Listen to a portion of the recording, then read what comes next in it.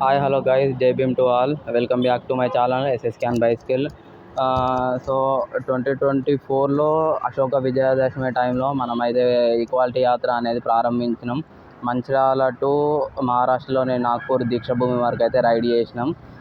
ఇప్పుడైతే మళ్ళీ మనం హైదరాబాద్ టు కేరళ అయితే ఈక్వాలిటీ యాత్ర స్టార్ట్ చేయబోతున్నాం. ప్రస్తుతానికైతే మన రైడ్ ఇక్కడ ట్యాంక్ బండ్ దగ్గర ఉన్న అంబేద్కర్ స్టాచ్యూ దగ్గర అయితే స్టార్ట్ అవుతుంది. ఈసారి రైడు లాస్ట్ టైం కాకుండా కొంచెం అయితే పెద్దగా ఉంటుంది. ఆల్మోస్ట్ ఒక 1200 కిలోమీటర్స్ ఉంది. ఈసారి ఇదే ఈక్వాలిటీ యాత్రలో ఇంకా కొన్ని డీటెయిల్గా మన ఈక్వాలిటీ యాత్ర గురించి అయితే చెప్పుకుందాం. సో అన్న వాళ్ళు అయితే మాకు సెండ్ ఆఫ్ చేయడానికి వచ్చిర్రు. థ్యాంక్ యూ సో మచ్ అన్నయ్యలు అందరికీ. యాక్చువల్లీ నేను వీడియో తీసినా కానీ కెమెరా కిందికి ఉంది అనేది నేను చూసుకోలేదు. వీడియో రికార్డింగ్ తర్వాత చూసుకున్నా. అసలు కరెక్ట్గా పెట్టినా కానీ నేను చూసుకోలేదు, మళ్ళీ అది కిందికి వెళ్ళిపోయింది. మనమైతే వయా మెహదీపట్నం నుండి అయితే వెళ్తాను. Very traffic area. ఈరోజు సండే కాబట్టి కొంచెం ప్లస్ పాయింట్ అయింది, లేదంటే అసలు దారుణం ఉంటుంది రోడ్డు మొత్తం. ఆ కాలేజీ కూడా ఇదే రోడ్డు, సో బాగా ఎక్స్పీరియన్స్. మాట్లాడే గ్యాప్లో కాలేజ్ కూడా వచ్చేసింది. ఆ రైట్ సైడ్ కనిపించేది అయితే అదే మా college, doctor VRK college of law. ఇది వచ్చేసి నేషనల్ ఫిషర్స్ డెవలప్మెంట్ బోర్డు, దానికి సంబంధించిన బిల్డింగు. ఇది మన మెహదీపట్నం దాటినాక ఆరంగాల వెళ్ళే రూట్లో ఉంటుంది. మోస్ట్లీ హైదరాబాద్ వాళ్ళకు 90% తెలిసే ఉంటుంది ఇది. ఈ రోడ్ వచ్చేసి అయితే మన శివరాంపల్లి దాటినాక ఆరంగారు వెళ్ళే దారి. అన్నయ్య వాళ్ళు వచ్చిర్రు సెండ్ ఆఫ్ చేయడానికి. సో వాళ్ళని కలిసేసి మళ్ళీ అక్కడి నుంచి స్టార్ట్ అయినాం.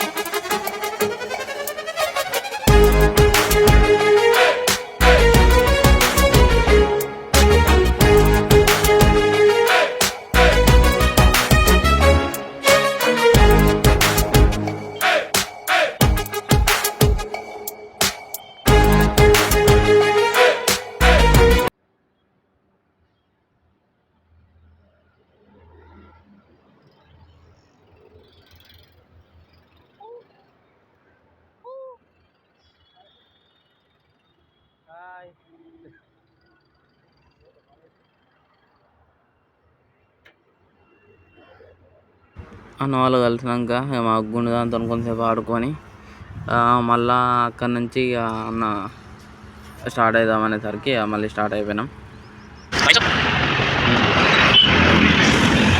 అన్న వాళ్ళు వచ్చేసి అయితే సెండ్ ఆఫ్ ఇచ్చి ఆఫ్టర్నూన్ లంచ్ కోసం వడాలు ఇచ్చి వెళ్ళిపోయారు. సో గాయ్స్, మనమైతే ప్రస్తుతానికైతే అవుట్కట్స్ వచ్చేసినాం. మధ్యలో అన్న వాళ్ళు కలిసిర్రు. వాళ్ళు కొంతసేపు ఉండి మాట్లాడి సెండ్ ఆఫ్ ఇచ్చేసి అయితే వెళ్ళిపోయారు. మధ్యలో వాళ్ళొకరు వీళ్ళొకరు ఆగకుండా ఏంది రైడ్, ఏంది ఈక్వాలిటీ యాత్ర, ఏంది ఎందుకు వెళ్తున్నావు ఏంది అంటే వాళ్ళతో మాట్లాడుకుంటూ చేసే వరకు బాగా లేట్ అయింది. ఈరోజు అయితే ఒక 100 కిలోమీటర్స్ అయితే టార్గెట్ పెట్టుకున్నా. మోస్ట్లీ రీచ్ కావడానికి అయితే ట్రై చేస్తా. హైవే కాబట్టి అంత ఏం ఇష్యూ ఉండదు, చక్కగా వెళ్ళిపోవచ్చు. 100 కిలోమీటర్స్ అయితే వెళ్ళిపోవచ్చు అని అయితే అనుకుంటున్నా. చూడాలి ఇక ఏమవుతుందో. సో మనకైతే దారిలో వచ్చేటప్పుడు అయితే మన భయ్య గుల్షన్ అయితే కలిసిండు. అన్న మధ్యప్రదేశ్ నుంచి. సో మనోడు కూడా సోలో ట్రావెలింగ్ చేస్తాడంట. మనోడు కలిసినాక కొంచెం మాట్లాడి మన ఛానల్ గురించి, రైడ్ గురించి తెలుసుకొని మనకైతే చిన్నపాటి కూల్ డ్రింక్ అయితే తాగిపించిండు చల్లవాడమని. థ్యాంక్ యూ భయ్యా, thank you so much. Guys, మనమైతే ఆల్మోస్ట్ నేను అనుకున్న డెస్టినేషన్కి చాలా తక్కువ చేసినాను.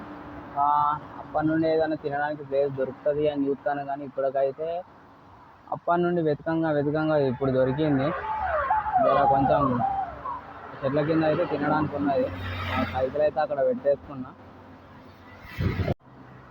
మనకైతే అన్న వాళ్ళు ఆఫ్టర్నూన్ లంచ్ కోసమని చట్నీ అండ్ వడాస్ పంపించారు తినడానికి.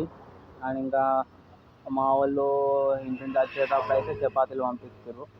సో ఇక తినేసి కొంతసేపు రెస్ట్ తీసేసుకొని ఒక 1/2 అవర్ అట్లా ఇక స్టార్ట్ అవ్వడమే మళ్ళీ. సో మనమైతే ఇక్కడ విరామం అనే మిల్క్ ప్రోడక్ట్ దగ్గర అయితే ఆగినాం. మనైతే మొబైల్ ఛార్జింగ్ మొత్తం అయిపోతే మన అన్న వాళ్ళు అయితే ఛార్జింగ్ పెట్టుకోవడానికి ఇచ్చిర్రు. అచ్చుడితోనే ఏమనకుండా అయితే ఛార్జింగ్ పెట్టని ఇచ్చిర్రు. మనకు ఒక కాఫీ వాటర్ కూడా ప్రొవైడ్ చేసిర్రు ఫ్రీగా. Thank you so much.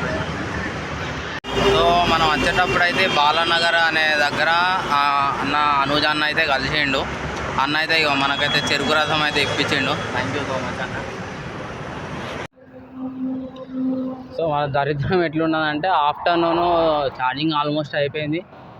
Charging పెట్టుకుందాం తినేటప్పుడు అని అనుకున్నా. పవర్ బ్యాంక్ తీసే వరకు అయితే పవర్ బ్యాంక్ మొత్తం డెడ్ అయిపోయి ఉన్నది. నైట్ అంతా పెట్టినా బట్ ఎందుకో అసలు ఎట్లా అయిందో కూడా అర్థం కాలేదు. తర్వాత అయితే మళ్ళీ అక్కడ కాఫీ షాప్లో అయితే పెట్టేసుకున్నా.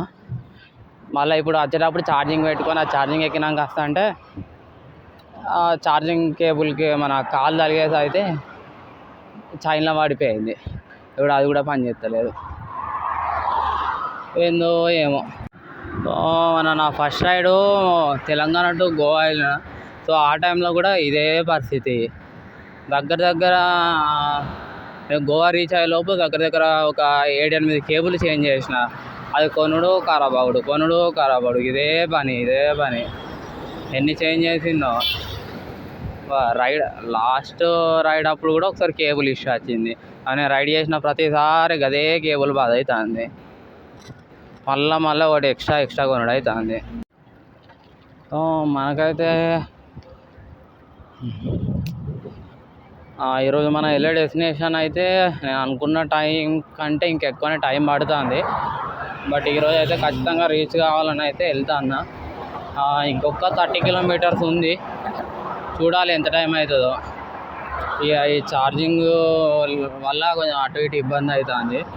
లేదు అంటే ఆల్మోస్ట్ 1 గంట అటు ఇటు తొందరనే వెళ్ళిపోయేటోళ్ళం.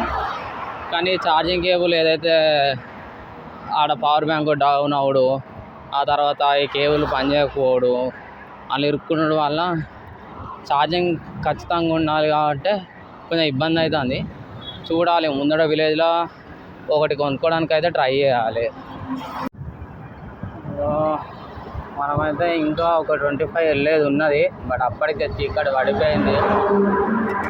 మన ప్లస్ పాయింట్ ఏంటంటే హైవే కాబట్టి ఫుల్ వెహికల్స్ నడుస్తాయి.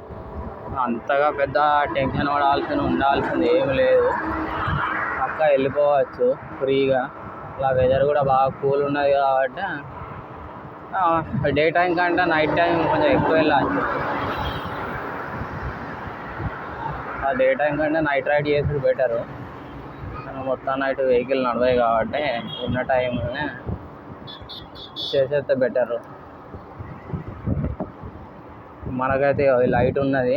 సో అంత ముందట అంత అంత లేదు. కానీ ప్రస్తుతానికైతే మనమైతే రోడ్డు మీద పోతున్నామా లేదా, కరెక్ట్ వెళ్తున్నావా లేదా అని మాత్రం. అండ్ మనకు హైవేలల్లో ఎలాంటి లైట్ లేకున్నా కూడా మనం ఎలాంటి టెన్షన్ లేకుండా జర్నీ చేయడానికి ఒకటే ఒక ప్లస్ పాయింట్ ఈ వైట్ లైన్. ఈ వైట్ లైన్ ఫాలో చేసుకుంటూ వెళ్ళిపోతే సరిపోతుంది సైడ్కి. ఎందుకంటే అది ఎంత చీకటి ఉన్నా కూడా ఆ వైట్ లైట్ అనేది మెరుస్తుంది. సో మన డే 1 అయితే కంప్లీట్ అయిపోయింది. మనమైతే అనుకున్న డెస్టినేషన్ ఈరోజు స్టే చేయడానికి అయితే రీచ్ అయినాం.